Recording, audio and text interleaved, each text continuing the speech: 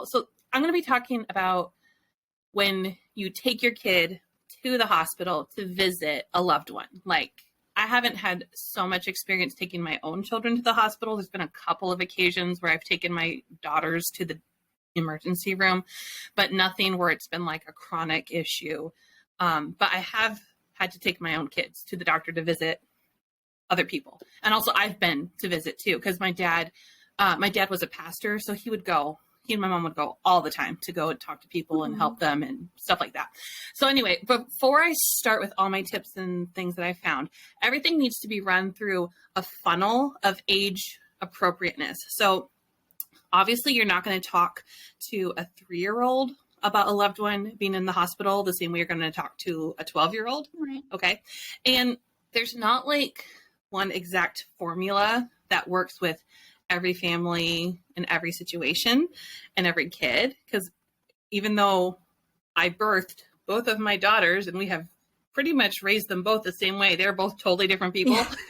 And they process things totally differently. So you just have to take all the resources that like we're going to talk about, resources from books, online research, professionals, and just adjust it to fit your needs and your situation. Okay. So my little soapbox, the thing I wanted to say, and this is for older children who can understand what's going on. Like they're not like 2, like they're like teenagers. So from personal experience, and I won't say names because I don't know if this person will listen and be upset or whatever, but if your kid is old enough to understand what's going on, you can't blindside them and just not say anything because you're like, oh, well, that's going to hurt them. Like they're going to be upset. Well, you can't just like pretend there's no disease or pretend there wasn't a car accident. So, yeah. Like there was one.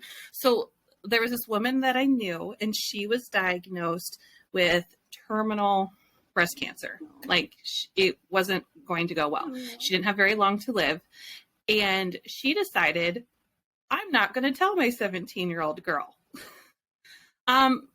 So her daughter, and it wasn't like her daughter was like off somewhere living somewhere else. Her daughter literally, her bedroom was right next to her daughter's bedroom. Like they were literally in the same hall, living together, eating breakfast together, going shopping, all the things. And mom's just like, I'm just going to carry on as if nothing's wrong. Oh, and no. Like, I understand how you don't want to be the one to deliver the news and you don't want to see the shock on their face and you don't want to hear them crying. Like, I understand all of that because anytime I have to give my girls bad news, I'm dreading it. I don't like doing that, but you just can't ignore the news either.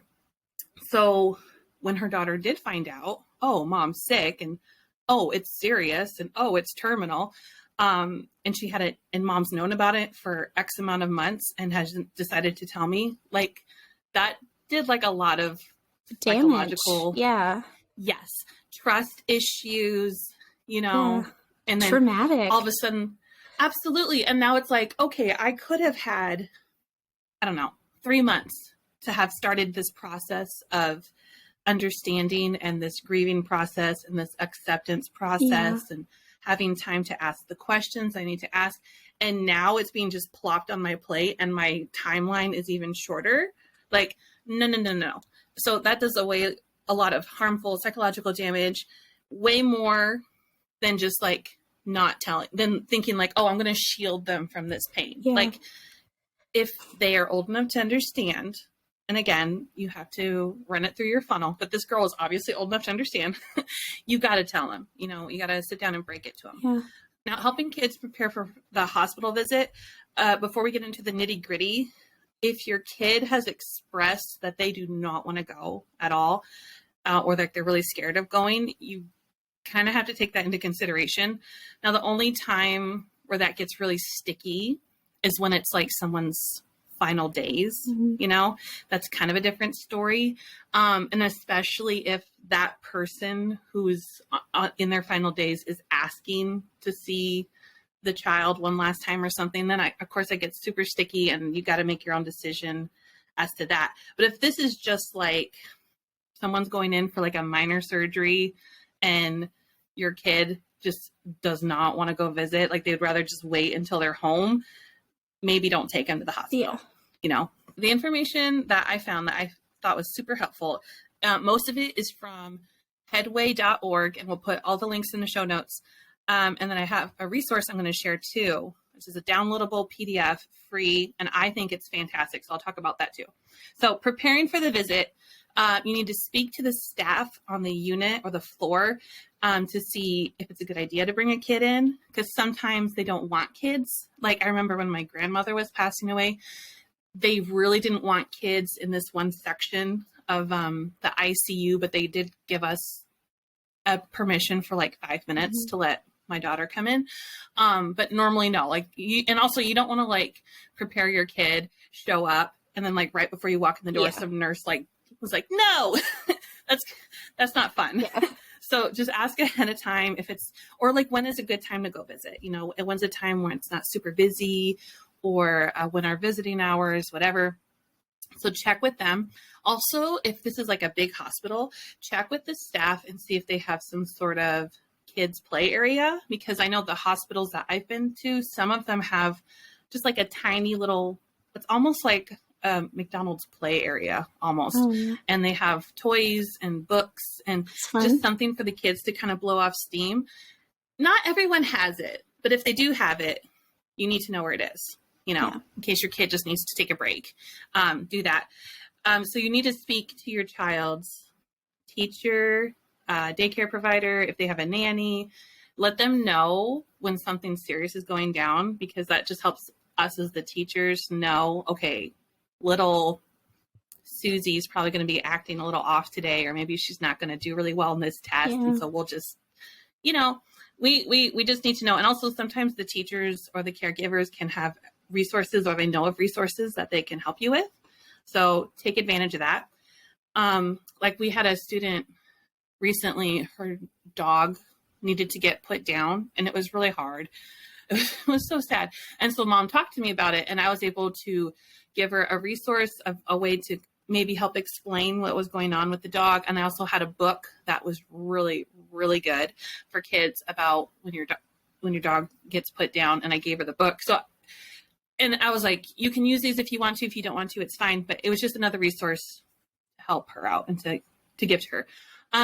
Before you go to the hospital, you need to explain what it's going to be like to your kid. So this resource I found, and I tried 3 times to figure out how to say it, but I'll just put it in the show notes. This website is froedirt.com. I'm so sorry. Just go and we'll have it listed. You can click on it. It's a free PDF. It's almost like an educational book and coloring book at the same time. Cool.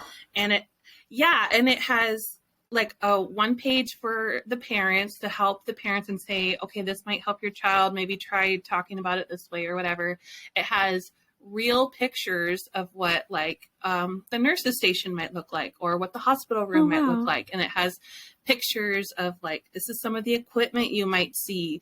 And then it has, okay, well, these are scrubs. Doctors wear scrubs. And there's different activities where the kids can color in certain things or match the word, like draw, where's the stethoscope, where's the thermometer or whatever. And anyway, it's a really great printable, and you can print off as many as you need to. So I highly recommend it. Now, if the parent or the family member you're going to visit has any like major deformities, like say they've been in a really bad car accident, first of all, maybe the kid shouldn't go, but also you need to warn them ahead of time. Or if they're hooked up to a lot of equipment, you need to let them know that way when they walk in the room, they're not just like shocked. Because I remember when I was 14, so I wasn't like a little kid, we went to visit my grandma in the hospital.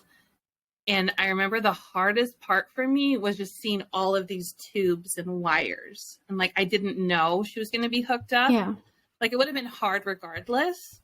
But walking in the room and looking down at her and seeing all this stuff like freaked me out so much. So just make them aware and be like, guys, they might be hooked up to this and this and this, and it's to help them. It's to help keep them healthy. And, there might be machines that beep or whatever. And all of this is tools that the doctor's using to help them. It's not hurting them. Another thing to do is to give them like an out, give them a code word or like a sentence they can say if they just need to like leave and they're not able to say it. So like say, all right, we're going to go visit grandma in the hospital. And then after, when you're ready, I'll take you to go get ice cream, or I'll take you to the park, or I'll take you wherever. And you can tell them when you're ready to go, if you need to leave, then say, I'm ready to go get ice cream now, or I'm ready to go to the cafeteria, or I'm ready to go wherever. Let them have a way to communicate to you that I need to leave. Like I'm out, I'm done. Even if it's like, I need to go to the bathroom, just something, because they might not always be able to get out. I'm feeling really freaked out right now. I don't understand, and they don't want to hurt the other person's feelings either, because that could be, hard to say, I don't want to watch, I don't want to look at you right now. That's hard for a kid. So give them an out.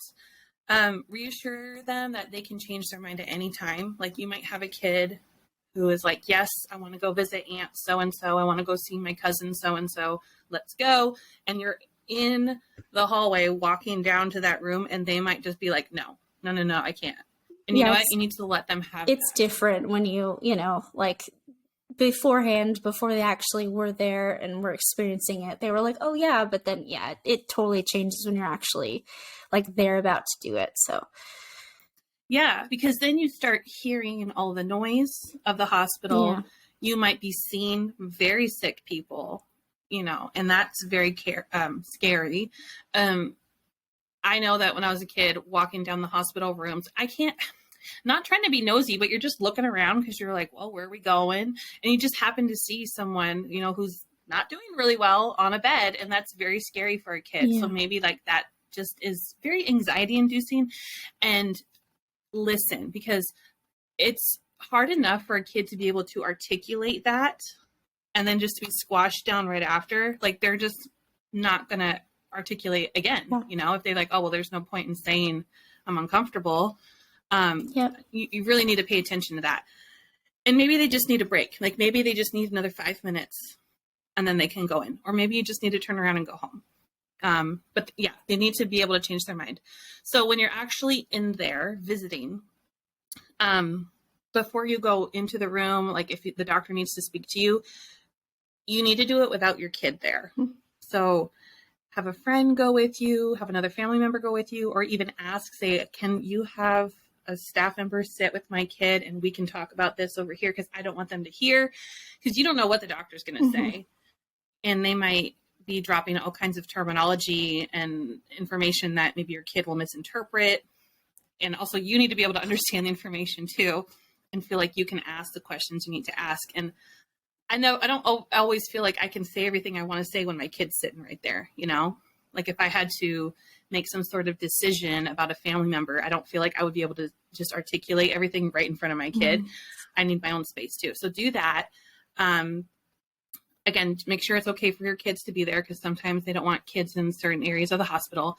And as hard as it is, once you're in the room, you have to try and remain as calm and composed as you can. Like, obviously it's hard for certain things, but if your child is looking at you and you're freaking out and you're like, being very emotional, they're going to copy you. They're going to feel like, oh, mom's freaking out, dad's freaking out.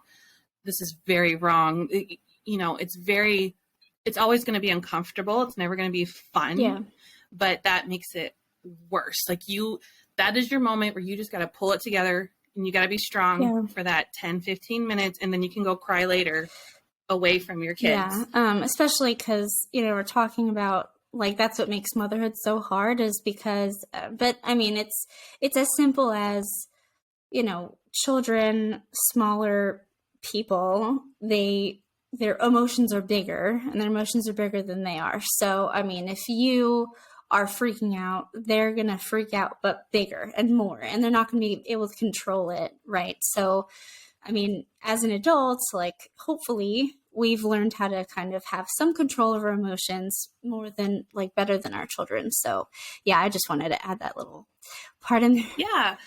And like, it's okay to tell your kid, listen, mommy's really scared.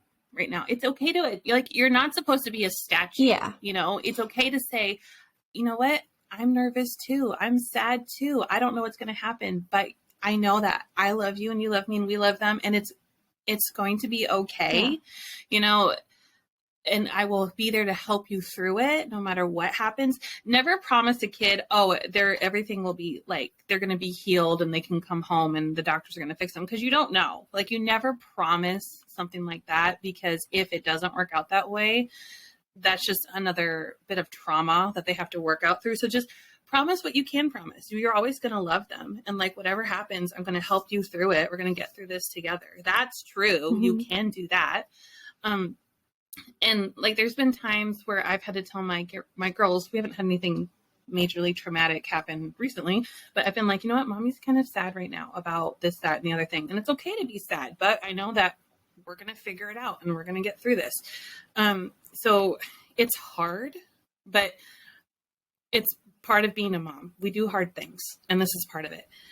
Take a friend with you if you can, someone to support you, even if they maybe can't even go in the room, just having them drive you there and just sit in the waiting room or sit in the cafeteria for you. That can be really helpful. If your kid just can't do it, you can say, you know, ask your neighbor or whoever is with you, like, can you just take them to the cafeteria and get them a cookie? And like, I'll be down in 10 minutes or something. And if you have no one around, most of the time the staff at the hospital will have someone who can help you just for a little bit. Encourage the child to talk to their parent or whoever is in there, like, even if it's just a hi. Also, holding their hand can be really comforting for the kid. Like, if someone's like totally out and they're not able to communicate, just having the kid just hold their hand and touch them is really good for the kid and for the person. I remember when I went to go visit my grandmother, that one time that freaked me out.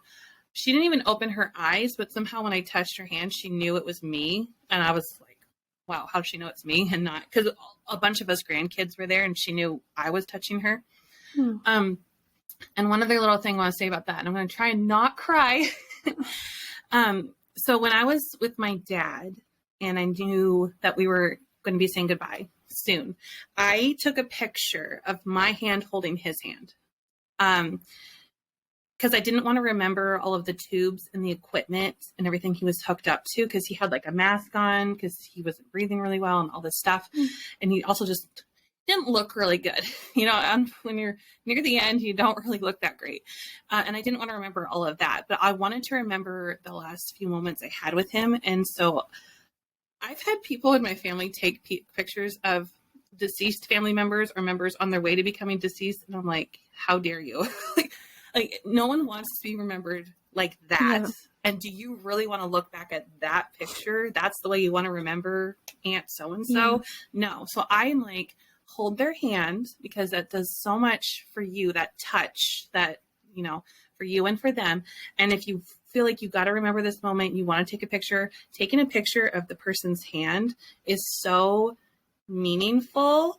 And I find it incredibly respectful as well. I didn't know that was really a thing, but I guess a lot of people do it, because I took a picture of my dad's hand, and it's one of my favorite pictures I have of him. And someone else said that they did the same thing, because their mother was passing away and she looked awful, but her hands, he wanted to remember her hands. So he took a picture of her hands. So that's just something I wanted to say too.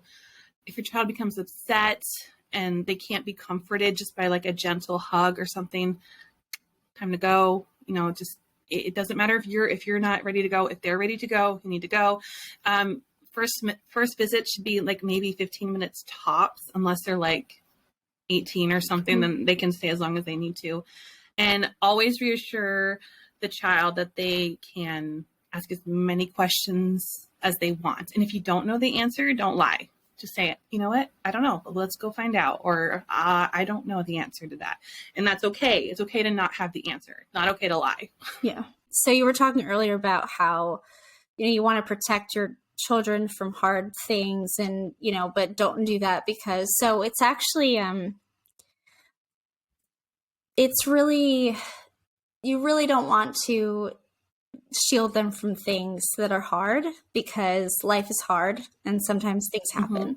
So there are ways to, you know, we've mentioned there's lots of ways to kind of soften the blow. You know, you don't want to just like blurt out like, mommy's dying, you know, obviously, but don't keep it from them completely, because they're going to resent you for it later.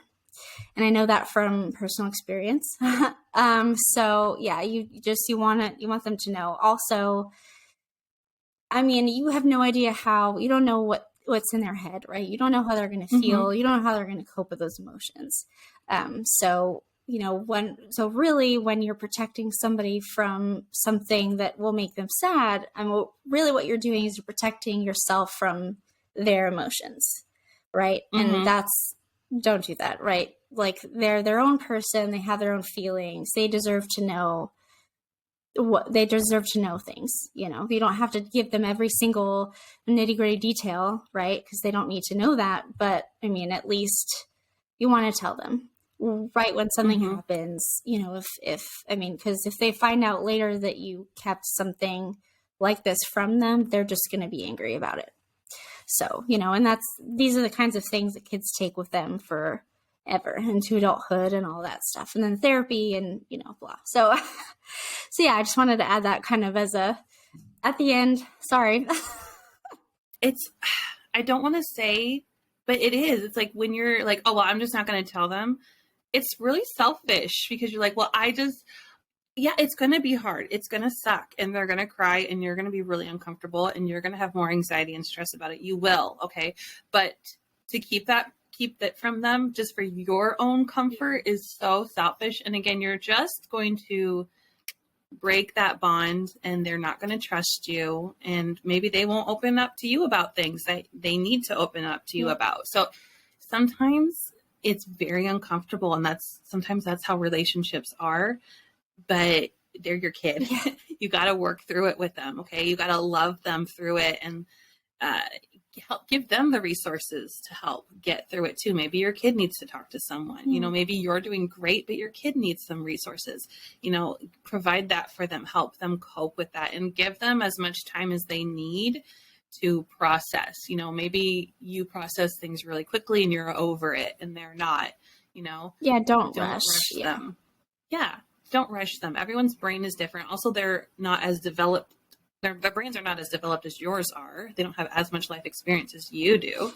Let them have that time to process and understand and grow up. So that reminds me actually of when we put Noodle down. So, you know, Lily was 2, she wasn't 3 yet, right? This happened like a few months ago, before we moved.